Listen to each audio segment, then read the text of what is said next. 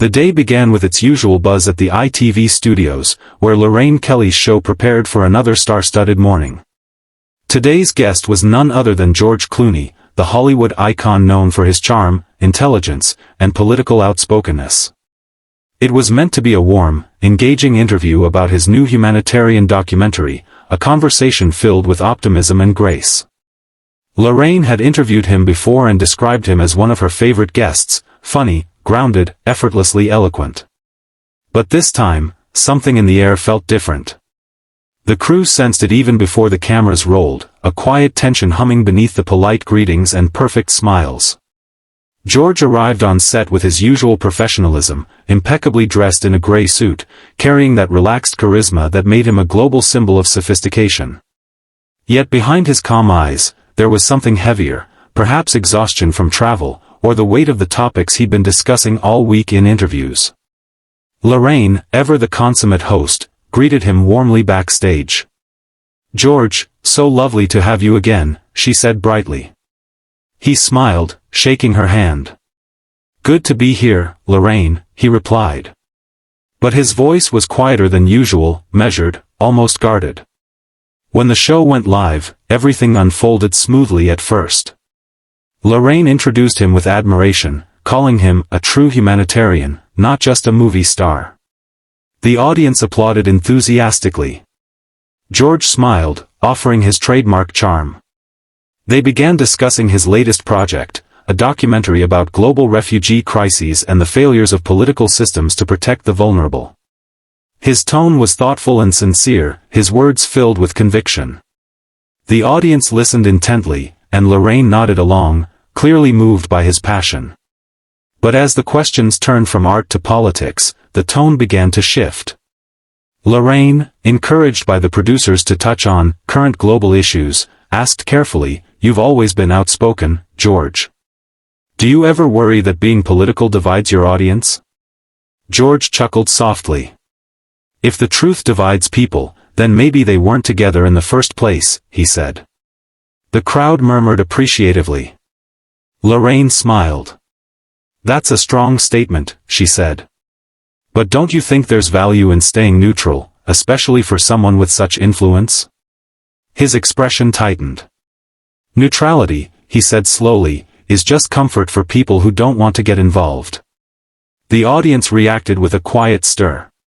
Lorraine, sensing his defensiveness, tried to clarify. "Of course, I mean staying out of conflict, not out of compassion," she said gently. George leaned back slightly, his voice firmer now. "Lorraine, staying out of conflict is a privilege. Some people don't get to choose that. When you see injustice, silence isn't noble, it's convenient." The air in the studio grew heavier. Lorraine nodded, still smiling, but there was a flicker of discomfort in her eyes. "I completely understand," she said. "But surely, celebrities speaking up can sometimes make things worse?" That was when George's demeanor shifted entirely. His charm faded, replaced by a quiet intensity. "Make things worse," he repeated. "You mean caring out loud?" Lorraine blinked. "Not at all," she said quickly, "I just mean that people might feel lectured sometimes." He leaned forward, his eyes sharper now. "Maybe they should feel uncomfortable. Change doesn't come from comfort. I don't do this for applause, Lorraine, I do it because pretending not to see suffering is the worst kind of blindness."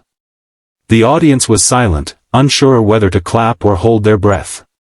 Lorraine, ever the diplomat, tried to ease the tension with a laugh. "You do have a way of making us all think," she said. "But I suppose people also watch your films to escape reality sometimes, don't they?" George gave a small, humorless smile. "Escape is fine," he said, "but not when it turns into denial." Lorraine hesitated. "I think people just need hope, not guilt," she said softly. George's voice dropped lower. "Hope without responsibility is just wishful thinking." A few murmurs rippled through the studio audience. Lorraine's smile stiffened slightly. Determined to regain balance, she shifted gears. "Let's talk about your film again," she said. "It's powerful but also very emotional. Some critics said it was too political. George chuckled, shaking his head. Too political? So telling the truth is political now, he said. If empathy is political, then we're all in trouble. Lorraine interjected gently, but perhaps audiences prefer art that unites rather than divides. He looked at her directly. You can't unite people by avoiding the truth, he said firmly. You unite them by confronting it together. The control room began flashing signals for Lorraine to change topics, but she pressed on, curious. You've mentioned before that media often shapes how people think.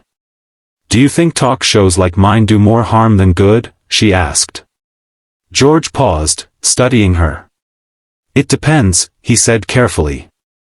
If it's just about smiles and small talk, then maybe it keeps people comfortable instead of curious. The studio grew tense. Lorraine managed a faint laugh. Well, we do try to keep mornings cheerful, she said. People have enough worries already. George nodded slowly. That's the problem. We avoid worry instead of fixing what causes it. Lorraine's tone turned slightly defensive. But surely there's space for lightness too, she said.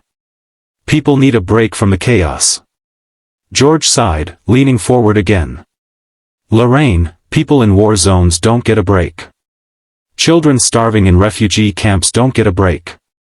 Maybe comfort should take a break for once. The room fell completely silent. Even the cameras seemed to hesitate. Lorraine tried to keep the conversation flowing, her professionalism unshaken. That's a fair point, she said quietly. But do you think audiences can really make a difference? George looked at her with a steady gaze. They can, he said. But they won't if they're always being told everything's fine. It's not fine.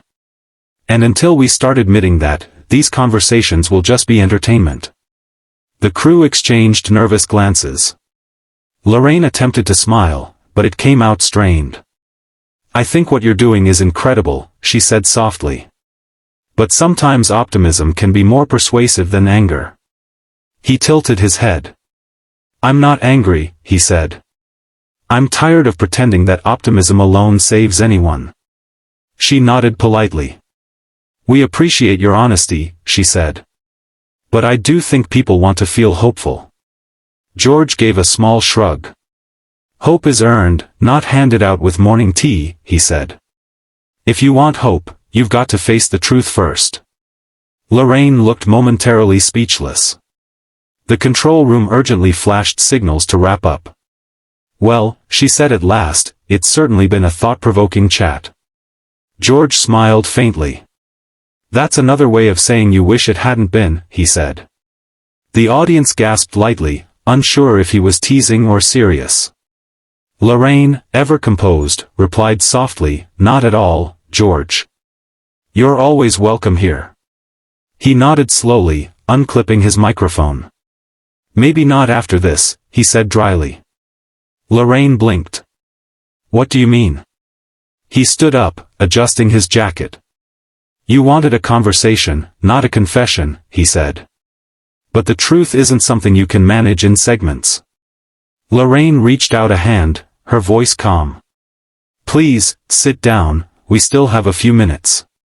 He smiled politely but shook his head. I've said what matters.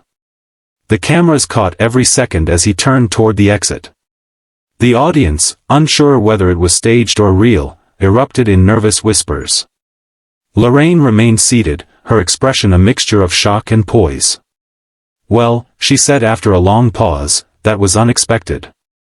The producers cut to commercial immediately, leaving viewers stunned.